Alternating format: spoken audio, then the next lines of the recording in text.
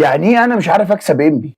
يعني ايه الاهلي بقاله 4 سنين ولا 3 سنين مش عارف يكسب انبي؟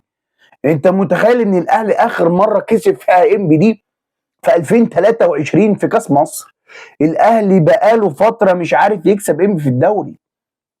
تقول لي هنكسبهم النهارده؟ الاهلي يا بيه مع انبي في اخر 6 ماتشات متعادل 4 وخسران 2. يعني متعادل 4 وخسرانين 2 قصاد انبي دي. انبوبه يا انبوبه، يا انبوبه مالك؟ ما تفوق يا انبوبه. يعني انا شايفه من انبوبه ده، حاسس ان هو هيعملها معانا النهارده ولا ايه؟ بقول لك ايه يا انبوبه فكك. يعني الاستاذ ايمن الشريعي قال لك ايه؟ قال لك رصدنا مكافاه ماليه للاعيبه نادي انبي وهنوزعها قبل الماتش. الله يا شباب هديكوا فلوس، عاوزكم تنزلوا تاكلوا العقل ايه يا باشا؟ فكفايه، كفايه يا انبوبه اللي انت عملته معايا في الدور الاول. انا مش عارف اكسبك يا اسطى. الاهلي اخر، انت متخيل احنا مش عارفين نكسب انبوبه ده؟